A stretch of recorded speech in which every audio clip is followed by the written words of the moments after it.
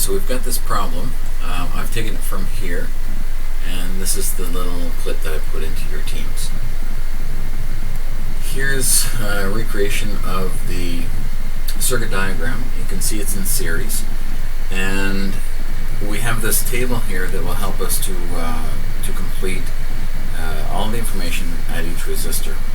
Now, the instructions for a question like this may sometimes simply be the word solve. It's not working. Solve.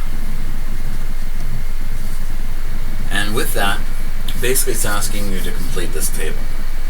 You should remember that voltage, the total voltage, is equal to the sum of the voltage at each resistor. And here we've only got 3 resistors. I've labeled them R1, R2, and R3. The current in series is equal to current at every location. So that's a really handy thing to remember. And the resistance is kind of like the voltage here, where we've got R1. The total resistance is R1 plus R2 plus R3. Okay. Now P here, that's a new one for you, and that's power. Okay, so the formula for power, if you didn't take a look in the image that I just put above, P is equal to current times voltage. Okay, so P equals IV. So when you have voltage and you have current, then you multiply these two together to give you power. Okay, so what's given here? We've got our total voltage at the battery is 14 volts. So we can put that in, 14 volts. Okay, a thing to look out for here is units. Here we've got 780 ohms. Here we've got 1.5 k ohms, so that's kilo ohms. So this really is 1500 ohms.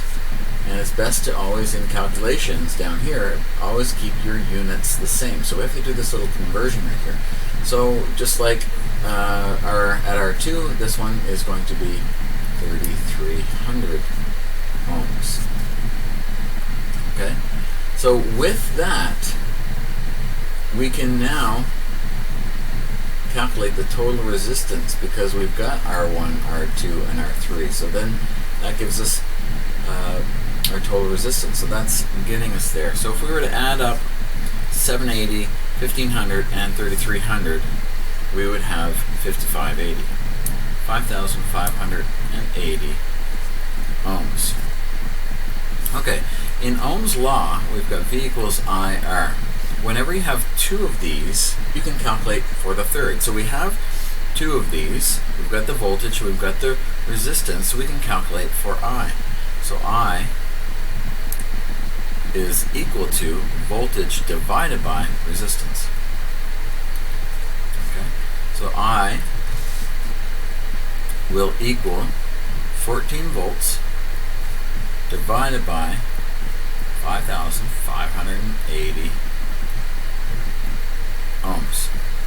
Okay, so the current is going to equal 0.0025 amps. Okay, and remember up here where current is equal to current is equal to current, that helps us tremendously. Okay, because that's going to be the same value for all of these.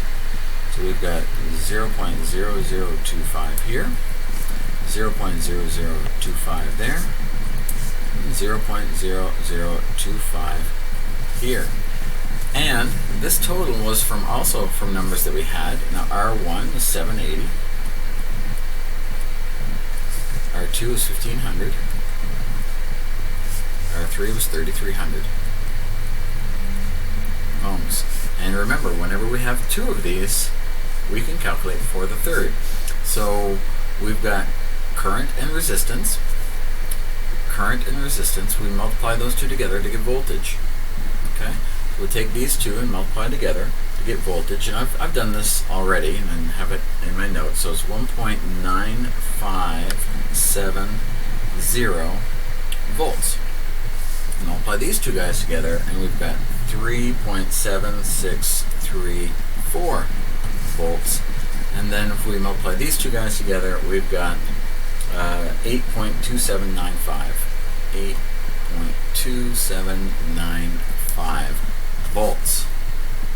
Okay, so all we were doing was taking voltage equals current times resistance, and we were able to calculate the voltage drop at each of those resistors, and that's what was going on there. Okay, so now let's calculate the power. So we've got the power is the current times voltage. So we've got these numbers now, and the power here is going to be